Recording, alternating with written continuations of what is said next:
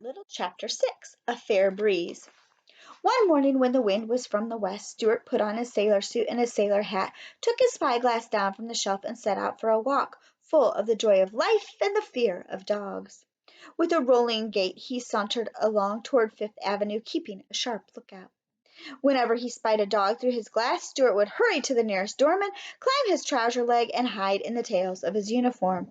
And once, when no doorman was handy, he had to crawl into a yesterday's paper and roll himself up into the second section till the danger was past. There he is with the doorman. At the corner of Fifth Avenue, there were several people waiting for the uptown bus, and Stuart joined them. Nobody noticed him because he wasn't tall enough to be noticed. I'm not tall enough to be noticed, thought Stuart, yet I'm tall enough to want to go to 72nd Street.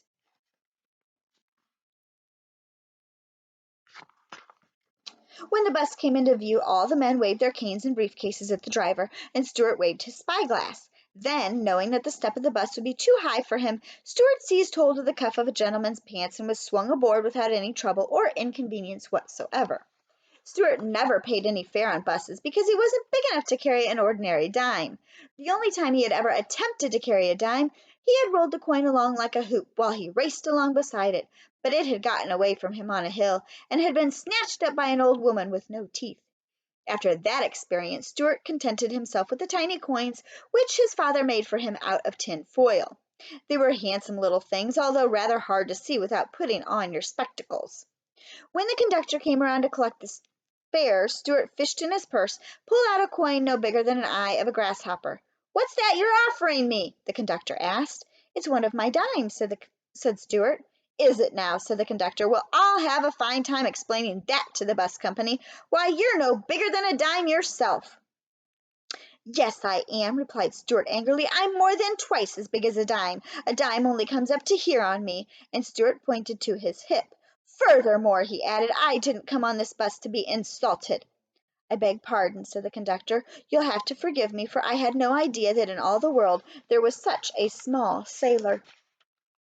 "Live and learn," muttered Stuart tartly, putting his change purse back into his pocket. When the bus stopped at 72nd Street, Stuart jumped out and hurried across the sailboat pond in Central Park. Over the pond the west wind blew, and into the teeth of the west wind sailed the sloops and the schooners, their rails went down and their wet decks gleaming. The owners, the boys, and the grown men raced about the cement shores, hoping to arrive at the other side in time to keep the boats from bumping.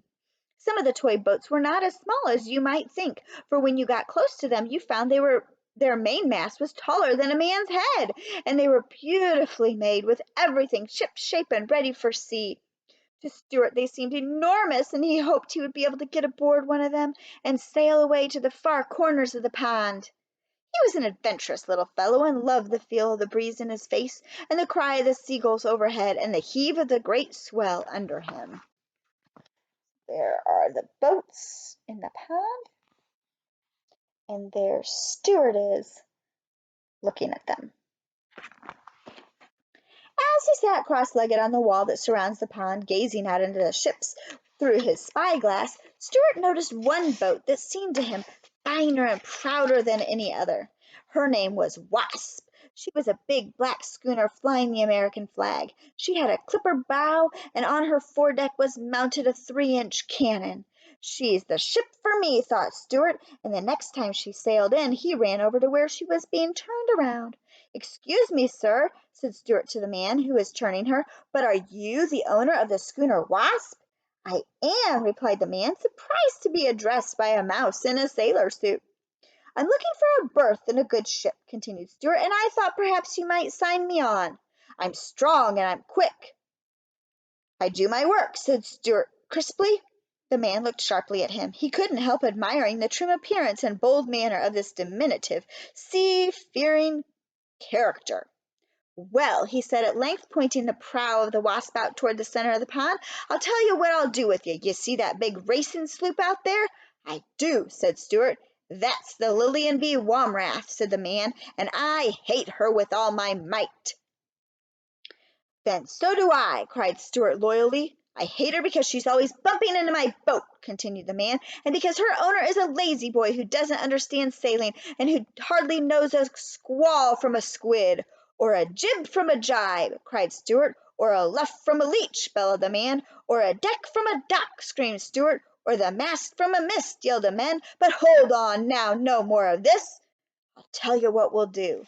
The Lily and Bee Womrath has always been able to beat the Wasp sailing, but I believe that if my schooner were properly handled, it would be a different story. Nobody knows how I suffer standing here on shore, helpless, watching the Wasp blunder along, when all she needs is a steady hand on her helm. So, my young friend, I'll let you sail the Wasp across the pond and back, and if you can beat that detestable sloop, I'll give you a regular job. Aye, aye, sir, said Stuart, swinging himself aboard the schooner and taking his place at the wheel. Ready about. One moment, said the man. Do you mind telling me how you propose to beat the other boat? I intend to crack on more sail, said Stuart. Not in my boat, thank you, replied the man quickly. We don't want you capsizing in a squall. Well then, said Stuart, I'll catch the sloop broad on and rake her with my fire from my forward gun. Foul means, said the man. I want this to be a boat race, not a naval engagement. Well then, said Stuart cheerfully, I'll sail the Wasp straight and true, and let the Lily and Bee Womrath go yawing all over the pond. Bravo! cried the man, and good luck go with you. And so saying, he let go of the Wasp's prow. A puff of air bellied out the schooner's head sails, and she paid off and filled away on the port tack, heeling gracefully over to the breeze, while Stuart twirled her wheel and braced himself against a deck cleat. By the by, yelled the man, you haven't told me your name. Name is Stuart Little, called Stuart at the top of his lungs, and I'm second son of Frederick C. Little of this city. Bon voyage, Stuart, hollered his friend. Take care of yourself and bring the Wasp home safe. That I will, shouted Stuart, and he was so proud and happy he let go of the wheel for a second and did a little dance on the sloping deck, never noticing how narrowly he escaped, hitting a tramp steamer that was drifting in his path with her engines disabled and her decks awash.